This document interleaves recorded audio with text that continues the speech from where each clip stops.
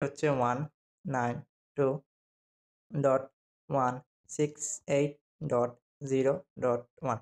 এটি হচ্ছে Telnet রাউটারের IP address. যদি আইপি অ্যাড্রেস না কাজ করে তাহলে আরেকটি আইপি অ্যাড্রেস আছে, সেটি হচ্ছে 192.168.1.1। এই দুটি যেকোনো একটি আইপি অ্যাড্রেস অবশ্যই আপনাদের কাজ করবে। তো এখন আমার কাছে টেলনেট রাউটারটি নেই, আমি আমার কাস্টমার রাউটারে ঢুকে আপনাদেরকে এখন দেখাচ্ছি। তো চলে আসছি আমি টেলনেট রাউটারে। যদি আপনাদের এরকম একটা পেজ সরাসরি চলে আসে তাহলে আপনাদের আর কোনো ভয় নেই। যদি এরকম পেজ না এসে যদি আপনাদের কাছে কোনো রকম পাসওয়ার্ড চায় যে লগইন করার জন্য, তাহলে বুঝতে হবে আপনাদের টেলনেট রাউটারে আগে থেকে কেউ একজন অ্যাডমিন লগইন পাসওয়ার্ড সেট করে রেখেছে। সেই লগইনকৃত পাসওয়ার্ডটি দিয়ে আপনারা এখান থেকে লগইন করে নেবেন। লগইন করে নেওয়ার পর দেন এরকম একটা পেজ আসবে। তো এই পেজটি আসার পর দেন আপনারা কি করবেন, আপনাদের এই ব্রাউজারটিকে ডেস্কটপ মোডে করে নিয়ে নেবেন। আপনারা এখানে ক্লিক করে দিবেন, এই যে উপরে দেখতে পাচ্ছেন যে অপশনটি। তো ডেস্কটপ মোড করার জন্য জাস্ট উপরে ক্লিক করে দিবেন। ক্লিক করে দেওয়ার পর দেন এখান থেকে দেখতে পাচ্ছেন একটু নিচে আসবেন। নিচে আসার পর দেন দেখতে পাচ্ছেন ডেস্কটপ সাইট। তো এটাতে আপনারা এই অপশনটি ওপেন করে দিবেন। ওপেন করে দেওয়ার পর দেন আপনাদের ব্রাউজারটি ডেস্কটপ মোডে চলে যাবে। তো এখন আমি আপনাদেরকে দেখাচ্ছি, দেখেন আমার এটাতে অলরেডি এখন ২ টা ডিভাইস কানেক্টেড রয়েছে। মানে ২ টা আমার এই টেলনেট রাউটারে ২ টা মোবাইল কানেক্ট রয়েছে। এখন আমি যেকোনো একটিকে কি করব, আমি টেলনেট রাউটারটাকে ম্যাক ফিল্টার করব। ম্যাক ফিল্টার করে দেন আমি এখান থেকে যেকোনো একটা ডিভাইসের ওয়াইফাই পারমিশন দেব এবং বাকি যেগুলো রয়েছে সবগুলো পারমিশন ডিসেবল করে রাখবো।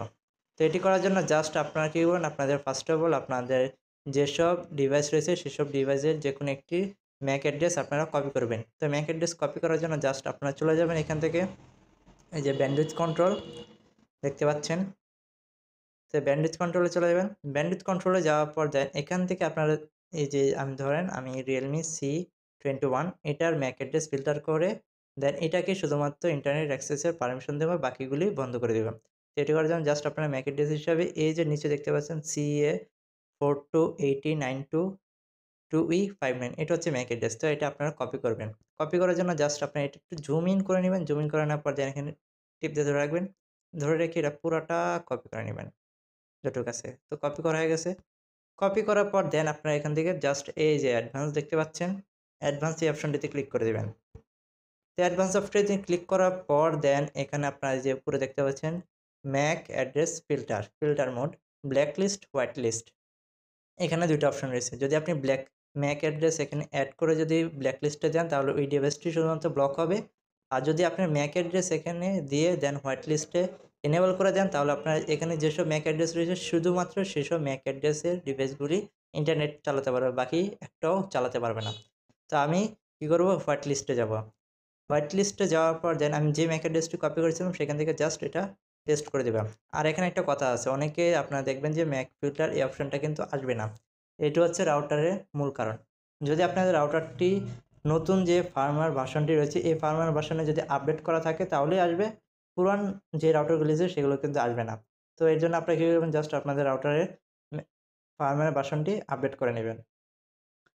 তো আপনারা এখন আমি জাস্ট এখানে ম্যাক অ্যাড্রেসটি ফিল্টার করে দিলাম। ফিল্টার করে দিয়ে দেন এখান থেকে জাস্ট আর কিছু করবেন না। এখানে দেখতেছেন প্লাস আইকন, অপারেশন নিচেই প্লাস আইকন, তো এখানে ক্লিক করে দিবেন। ক্লিক করে দিয়ে দেন আপনারা এখানে নিচে চলে আসবেন। নিচে আসার পর দেন এখানে দেখতে পাচ্ছেন ওকে বাটন, ওকে বাটনে আপনারা ক্লিক করে দিবেন। ওকে বাটনে ক্লিক করার পর দেন এটা সেভ হয়ে যাবে। তো এখন আমি কী করব, পেজটা একটু রিফ্রেশ করব যে এটা কাজ হয় কিনা। তো আমি এটা রিফ্রেশ দিয়ে দিলাম।